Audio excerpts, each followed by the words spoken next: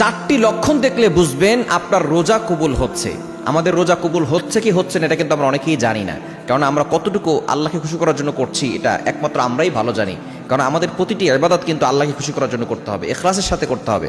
ইবাদতের শর্তই হচ্ছে প্রথমে নিয়ত ঠিক রাখতে হবে, ইখলাস ভালো রাখতে হবে, যাতে করে আল্লাহর জন্য করা হয়। এজন্য আল্লাহ তাআলা বলে দিয়েছেন, ইন্না সালাতি ওয়া নুসুকি ওয়া মাহইয়া ওয়া মামাতি লিল্লাহি রাব্বিল আলামিন, my prayer, my sacrifices, my life, my death, always for Allah. আমার নামাজ, আমার কোরবানি, আমার সবকিছু, জীবন মরণ সবকিছু আল্লাহর জন্য। এজন্য রোজাটা আল্লাহর জন্য রাখতে হবে।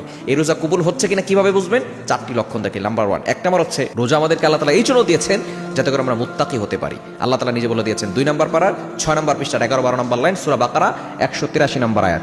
রব্বুল আলামিন বলেন, ইয়া আইয়ুহাল্লাযীনা আমানু কুতিবা আলাইকুমুস সিয়াম কামা কুতিবা আলাল্লাযীনা মিন ক্বাবলিকুম লাআল্লাকুম তাত্তাকুন।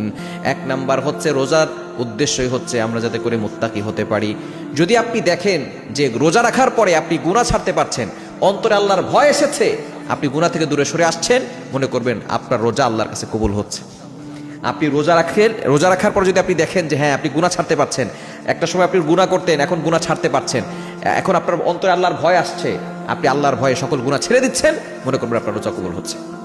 দ্বিতীয় নাম্বার, যদি আপনি দেখেন ইবাদত করে আপনি মজা পাচ্ছেন, নামাজ পড়তে আগে ভালো লাগতো না, এখন নামাজ পড়তে ভালো লাগে, রোজা রাখতে এখন ভালো লাগে, দেখেন যে রোজা রাখতে আপনার কাছে আনন্দ লাগছে, যদি এটা দেখেন যে ইবাদতে মজা আসতেছে, তাহলে মনে করবেন যে আপনার রোজা আল্লাহর কাছে কবুল হচ্ছে।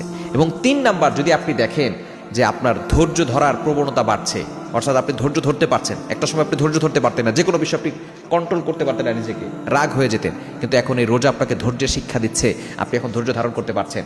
সাহারির সময় থেকে শুরু করে সূর্যাস্ত পর্যন্ত আপনি কোনো কিছু খাবার খান না, পানি তৃষ্ণা লেগেছে আপনি পানি পান করেন, আপনি ধৈর্য ধারণ করে আছেন।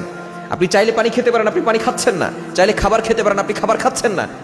তো আপনি যখন এটা দেখবেন যে আপনার ধৈর্যের প্রবণতা বাড়ছে, মনে করবেন আপনার রোজা কবুল হচ্ছে। এবং 4 নাম্বার হচ্ছে রোজা আমাদেরকে আত্মশুদ্ধি শিক্ষা দেয়, অন্তরটাকে যাতে করে নফসের দিকে আমরা ধোকায় না পড়ে যাই, আমরা নিজেকে আত্মশুদ্ধি করতে পারি, অর্থাৎ নিজেকে সকল গুনাহ থেকে, অন্যায় কাজ থেকে বাঁচাতে পারি। যখন দেখবেন আপনার মনটা এখন আর আপনার ইচ্ছা অনুযায়ী চলে না, আল্লাহর বিধান অনুযায়ী চলে, তখন মনে করবেন যে আপনার রোজা কবুল হচ্ছে। আপনার এই রোজার মাধ্যমে আপনি পরিবর্তন হচ্ছেন, আল্লাহ তাআলা এই পরিবর্তনের কারণে আপনাকে জান্নাত পর্যন্ত পৌঁছে দিবেন ইনশাআল্লাহ।